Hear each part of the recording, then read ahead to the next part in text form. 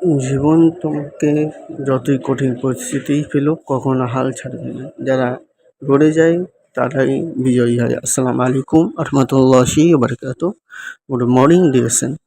আমি একমান মণ্ডল ইন্ডিয়া থেকে আমাদের সঙ্গে আছি। আশা করি সবাই ভালো আছেন। আলহামদুলিল্লাহ আমিও ভালো আছি। শুকরিয়া জ্ঞাপন করি সে মহান সৃষ্টিকর্তা দরবারে যিনি আমাদেরকে এমন সুন্দর একটা সকাল দান করেছেন, হয়তো রেখেছেন, বাঁচিয়ে রেখেছেন, সুস্থ রেখেছেন। সে মহান সৃষ্টিকর্তার দরবারে কোটি শুকর আদায় করি। ধন্যবাদ জানাই আমরা সকল আপনার লিডারকে, জানাতে ইনভাইটে আমরা একটা নিয়ামতপূর্ণ প্ল্যাটফর্ম পেয়েছি। সে মহান লিডারদেরকে জানাই অসংখ্য ধন্যবাদ। আরও ধন্যবাদ জানাই আমাদের কোম্পানি ফাউন্ডার ঢাকা ডক্টর নিশাজিনকে জানার উদ্দেশ্যে যেন এটি আমরা এরকম একটা প্ল্যাটফর্ম পেয়েছি। এখান থেকে একটা আমরা জেনারেশন টু জেনারেশন ইনকাম করতে পারছি, আমরা সুস্থ থাকতে পারছি। সেই মহান ঢাকা নিশাজিনকে জানাই অসংখ্য ধন্যবাদ। আর ধন্যবাদ জানাই আমাদের গোল্ডেন লাইফের আইকনিক লিডার মোহাম্মদ ইয়াসিন এহিদি, যিনি আমাদেরকে প্রতিদিন শেখানোর জন্য সাহায্য করে যাচ্ছেন। অনেক অসংখ্য ধন্যবাদ। ওনার জন্য মন্ত্রী ভালোবাসা রইল। আরও ধন্যবাদ যারা আমার বয়সটা শুনবেন সকলকে অসংখ্য ধন্যবাদ।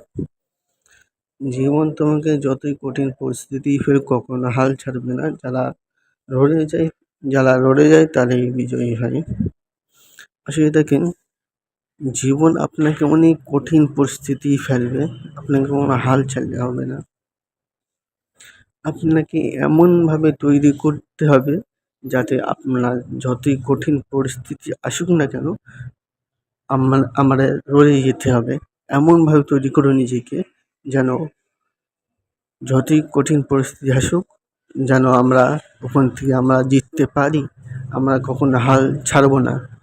যারাই সফল হয়েছে তারা কঠিন পরিশ্রম করে এবং ধৈর্য ধরে লেগেছিল।